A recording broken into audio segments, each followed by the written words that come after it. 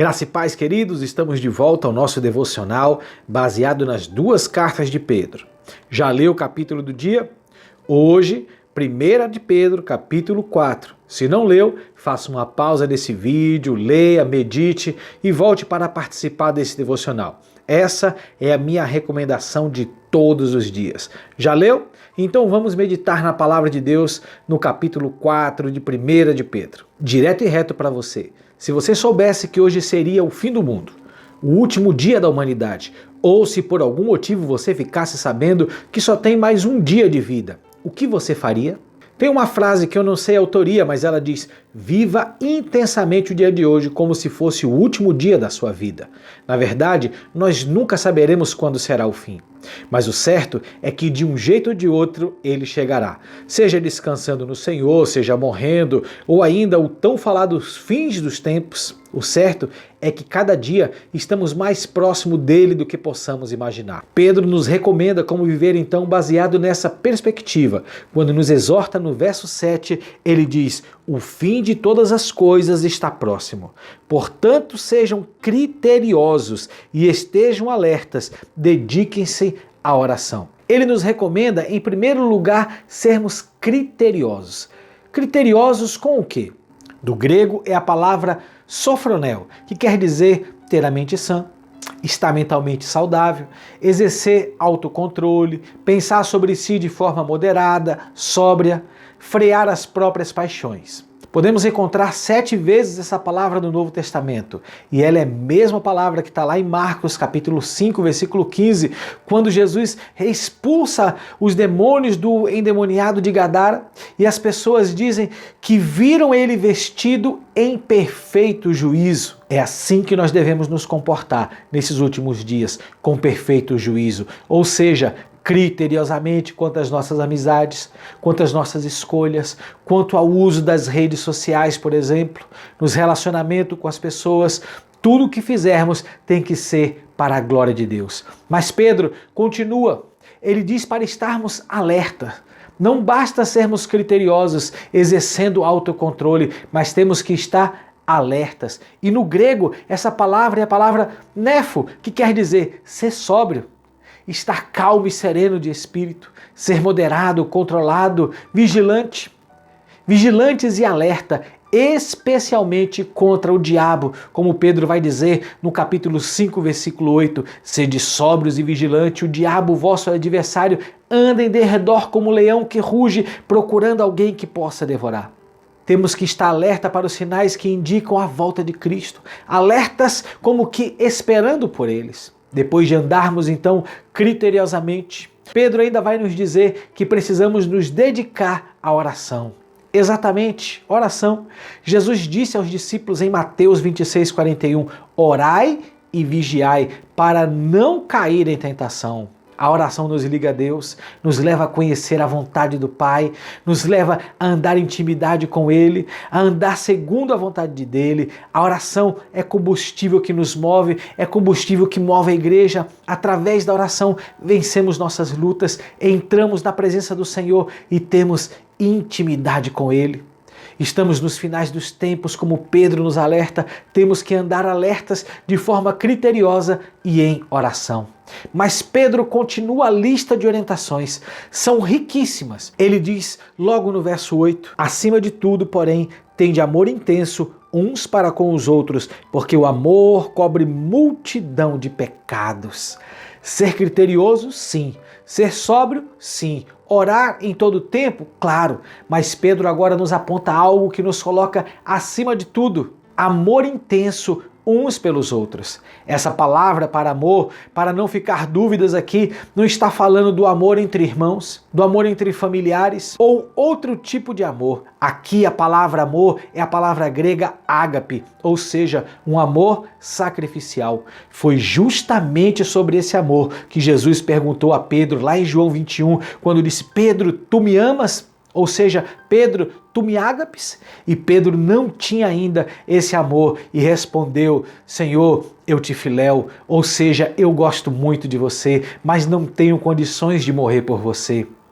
Pedro negou Jesus depois de dizer que morreria por ele se necessário fosse, mas teve medo e negou que conhecia Jesus. Pedro ainda não estava pronto, não tinha recebido a capacitação especial para viver esse amor.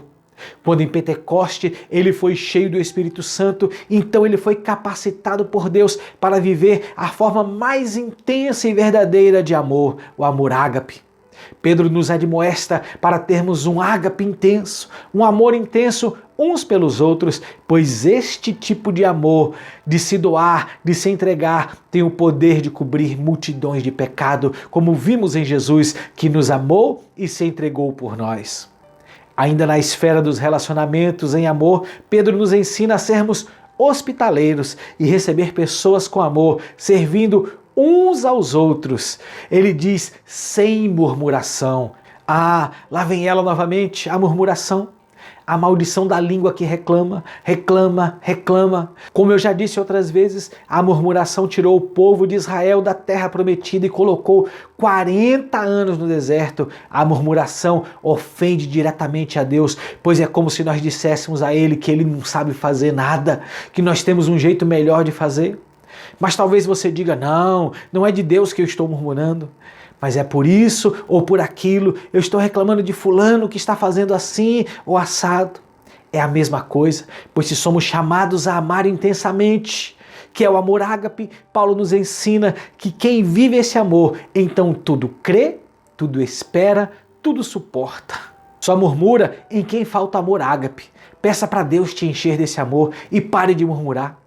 No verso 10, Pedro diz então, servi uns aos outros, cada um conforme o dom que recebeu, como bons dispenseiros da multiforme graça de Deus. Qual o dom que você recebeu?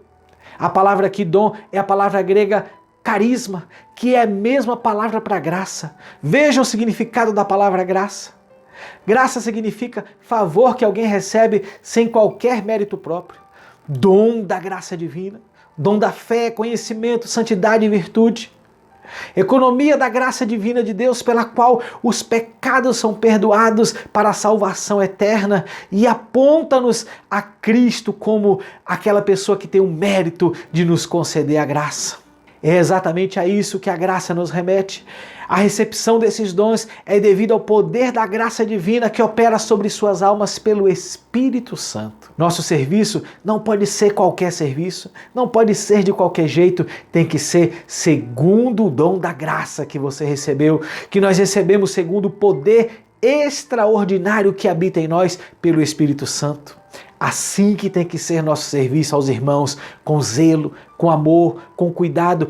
Isso que a palavra dispenseiro quer dizer, como uma pessoa muito zelosa pela multiforme, ou seja, pelas diversas formas da infinita graça de Deus que se manifesta. Uau, que convite tremendo! Nos faz ver como deve ser a excelência do nosso serviço aos irmãos, pois quando servimos aos irmãos, estamos fazendo para o Senhor. Lembra o que Jesus disse lá em Mateus? Tive fome, me deste de comer. Estava preso e foste me visitar. Estava nu e me vestiste. E eles perguntaram, Senhor, quando te vimos preso? Quando te vimos enfermo? Quando te vimos doente? E Jesus disse, quando vocês fizerem a qualquer um desses pequeninos, a mim o fizerdes. Quando nós servimos aos irmãos, estamos servindo o Senhor. No verso 11, observe ainda o que Pedro diz.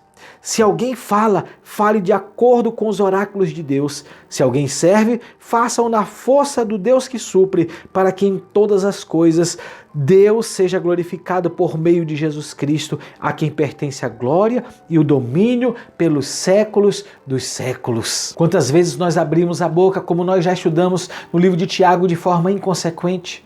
Usamos a nossa língua para amaldiçoar, ao invés de abençoar. E Pedro diz, se alguém fala, fale de acordo com os oráculos de Deus. Oráculos aqui quer dizer falar conforme o que Deus fala. Falar as palavras que Deus fala. Para você falar conforme o que Deus fala, primeiro você precisa ter intimidade com Ele através da oração. E segundo, através da sua palavra.